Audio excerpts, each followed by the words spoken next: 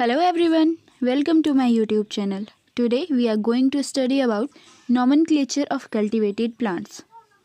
ऐसे प्लांट्स जिनको इंसान ग्रो करते हैं, उनको मेंटेन करते हैं किसी एक स्पेसिफिक पर्पस के लिए, जैसे कि food production, aesthetic, medicinal use या इंडस्ट्रियल एप्लीकेशंस के लिए, उनको हम बोलते हैं कल्टिवेटेड प्लांट्स। कल्टिवेटेड प्लांट्स को हम डेलिबरेटली प्लांट करते हैं, ब्रीड करते हैं एंड केयर करते हैं एक कंट्रोल एनवायरनमेंट में, जैसे कि फार्म्स, गार्डन, नर्सरी और green house. For example wheat, rice, Apple, tomato and potato. तो अब कल्टिवेटेड प्लांट्स को नेमिंग करना क्यों ज़रूरी है? कल्टिवेटेड प्लांट्स की नेमिंग की जाती है ताकि उनको प्रॉपरली आइडेंटिफाई किया जा सके एंड डिफरेंट स्पीसीज़ या डिफरेंट वेराइटीज़ को डिस्टिंग्विश किया जा सके।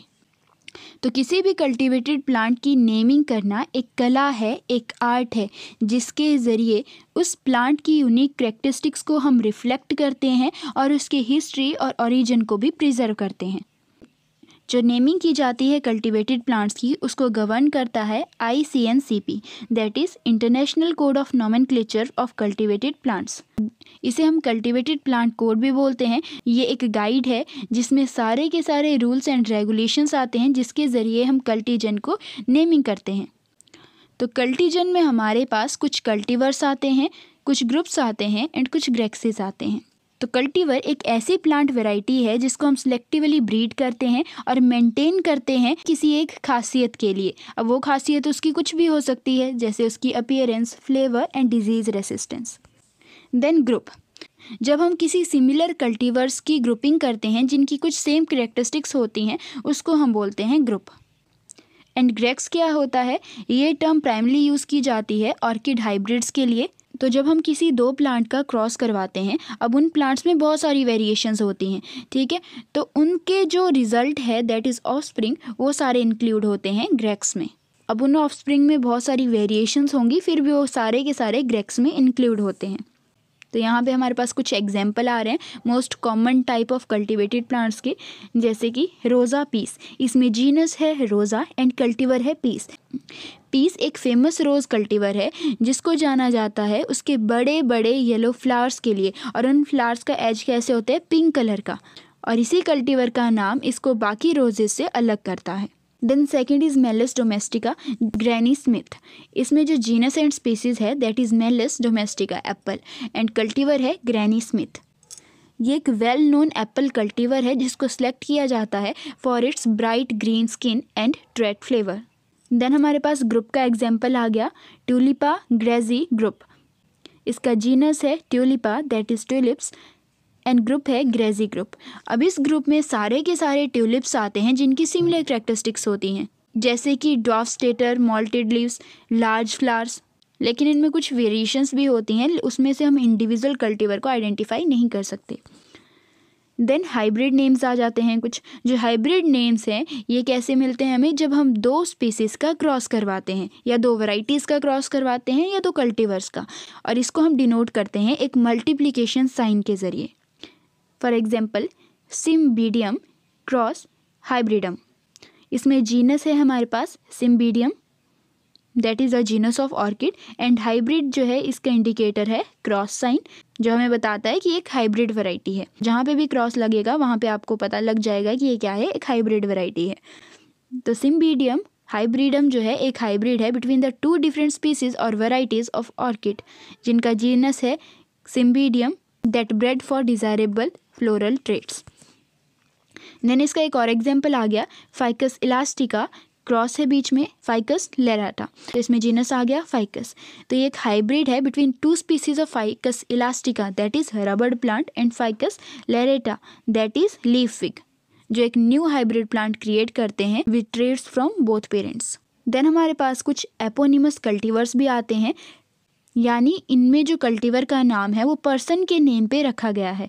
अब वो पर्सन कोई भी हो सकता है, ब्रीडर हो सकता है, या जिसने उस प्लांट को डिस्कवर किया है, या जिसने उस प्लांट को कलेक्ट किया है, या कोई सिग्निफिकेंट पर्सनैलिटी जिसने उस प्लांट की डेवलपमेंट में कंट्रीब्यूट किया है। For example Queen Elizabeth rose. ये जो पॉपुलर रोज कल्टीवर है क्वीन एलिजाबेथ, इसको नाम दिया गया था after the Queen Elizabeth II of the United Kingdom. Then कुछ डिस्क्रिप्टिव कल्टीवर नेम्स भी हो सकते हैं, जैसे कि उनके कलर के बेसिस पे, जैसे रेड वेलवेट पॉपी और ब्लू मून हाइड्रेंजिया। देन कुछ शेप के बेसिस पे भी हो सकते हैं कि उनकी शेप कैसी है, जैसे डबल डिलाइट रोज। साइज के बेसिस पे हो सकते हैं, दैट इज जियांट सनफ्लावर। तो जो ICNCP है ये ऑपरेट होती है with in the framework of international code of nomenclature for algae, fungi and plants which regulate the scientific name of plants. तो इसमें कुछ रूल्स हैं, जैसे कि सबसे पहले जो प्रपोज्ड नाम है वो यूनिक होना चाहिए, उसका एपिथेट मॉडर्न लैंग्वेज में होना चाहिए अदर देन लैटिन। तो जो हम नाम रख रहे हैं उसमें कोई भी कन्फ्यूज़न नहीं होना चाहिए, आइदर इन स्पेलिंग और pronunciation with existing one. Then third आ गया कि जो नेम है वो कल्टीवर की मेरिट्स को ज़्यादा बढ़ा चढ़ा के दिखाने वाला भी नहीं होना चाहिए। देन फोर्थ हमारे पास आ गया कि हमें किसी भी पंक्चुएशन मार्क का यूज़ नहीं करना है। देन फिफ्थ इज़ कि जो पब्लिकेशन है कल्टीवर नेम की वो against the wishes of raiser और ब्रीडर नहीं होनी चाहिए। तो ये रिकमेंड किया जाता है कि जो कल्टीवर का नेम है वो रजिस्टर होना चाहिए with the registering authority to prevent the duplication of cultivars name. तो कल्टीवर नेम की रजिस्ट्रेशन कैसे की जा सकती है, तो फर्स्ट पॉइंट इसमें आ गया ICNCP, that is international code of nomenclature for cultivated plants. इसको अब इंटरनेशनल कोड ऑफ नॉमेनक्लेचर भी कहा जाता है। तो ये गाइडलाइंस प्रोवाइड करता है for naming the cultivated plant और इंश्योर करता है कि कंसिस्टेंसी बनी रहे और कोई भी कन्फ्यूज़न ना हो। ये सारे के सारे जो रूल्स होते हैं किसी भी कल्टीवर नेम को रजिस्टर करने के लिए और पब्लिश करने के लिए उनकी एक आउटलाइन देता है। Then International Cultivar Registration Authority, that is ICRA, तो ये एक रजिस्टर्ड कल्टीवर नेम का डाटाबेस मेंटेन करता है और प्रिवेंट करता है कि जो नेम है उसमें कोई भी डुप्लीकेशन ना हो और उसकी प्रॉपर आइडेंटिफिकेशन हो सके। देन रजिस्ट्रेशन प्रोसेस, जो रजिस्ट्रेशन प्रोसेस है वो टिपिकली उसमें सबसे पहले हमें इन्फॉर्मेशन को सबमिट करना है अबाउट द कल्टीवर, जिसमें सारे के सारे उसकी फीचर्स आती हैं, जैसे कि कैरेक्टरिस्टिक्स, ऑरिजिन एंड डिस्क्रिप्शन। तो जो ICRA है वो उस इन्फॉर्मेशन को रिव्यू करेगा और जो आपने नाम दिया है उसको अप्रूव करेगा या रिजेक्ट करेगा on the basis of ICNCP guidelines. Then importance of accurate nomenclature, तो जो एक्यूरेट प्लांट नॉमेनक्लेचर है वो बहुत सारे कॉन्टेक्स्ट में ज़रूरी है, जैसे कम्युनिकेशन। तो ये गार्डनर्स को, बॉटनिस्ट को और अदर प्रोफेशनल्स जो हैं उनको एक मेथड प्रोवाइड करता है कम्युनिकेट करने के लिए about a specific cultivar. Then identification, accurate name जो है ये डिफरेंट प्लांट्स के बीच में डिस्टिंग्विश करने में हेल्प करता है। थर्ड इज़ कंजर्वेशन, जो एक्यूरेट नॉमेनक्लेचर है ये बहुत ही ज़्यादा ज़रूरी है, जिसके ज़रिए प्लांट की पॉपुलेशन को ट्रैक किया जा सकता है एंड डिफरेंट स्पीसीज़ को आइडेंटिफाई किया जाता है that they may be threatened और एंडेंजर्ड। देन रिसर्च, जो एक्यूरेट नेम्स हैं वो एक कंसिस्टेंट फ्रेमवर्क प्रोवाइड करते हैं for the scientific research. Then conclusion, तो जो भी इंसान कल्टिवेटेड प्लांट्स के साथ डील करता है उसके लिए बहुत ही ज़्यादा ज़रूरी है कि वो प्लांट नॉमेनक्लेचर को समझे। अब एक गार्डनर से लेके बॉटनिस्ट तक एक एक्यूरेट नेमिंग एंड क्लासिफिकेशन एक फंडामेंटल टूल है प्लांट कल्टीवेशन के लिए, कम्युनिकेशन के लिए एंड रिसर्च के लिए।